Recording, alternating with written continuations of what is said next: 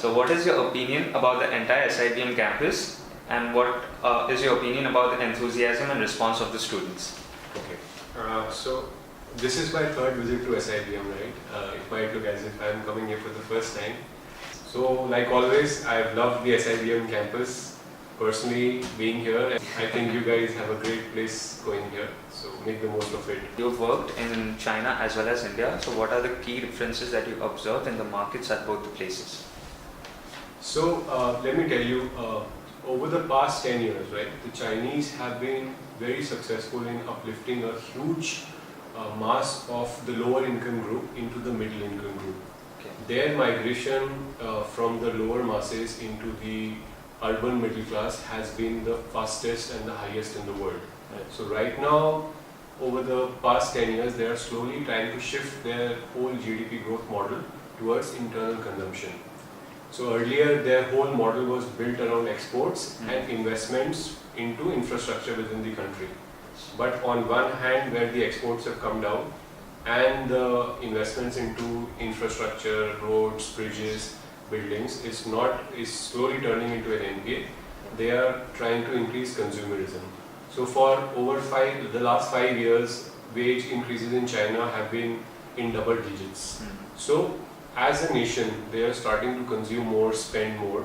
But China is faced with a very big task, unlike India, which is the disparity in the income between the rich and the poor. So there is a term called Gini's coefficient, Yes. which is way higher for China than it is for India. So I think India is insulated from the world economic risks, because we have a huge consumption portion for our people that is sort of stabilizing the economy.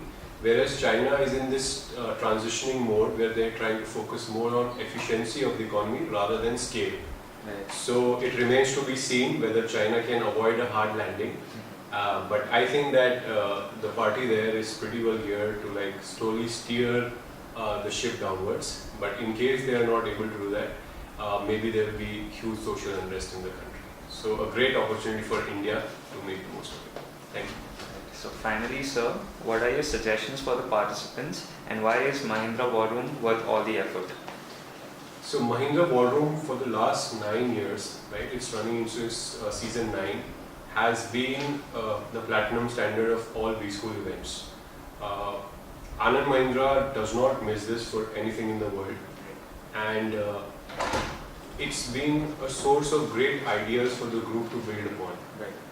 When that is the kind of expectation that the leadership is coming to this, students actually get a great platform to throw out their ideas to the board. Yes. Right?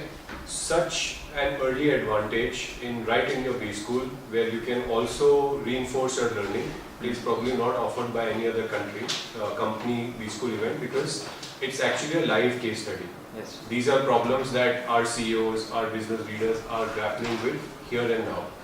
So actually, from a B-School student's perspective, all your learning, if you apply to this, Yes. and then you hear from us, and then you see in future these ideas panning out, so you will live with your idea.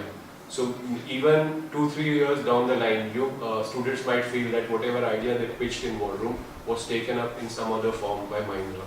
And I believe personally that is the greatest satisfaction when you see your work fulfilling and coming out to life. So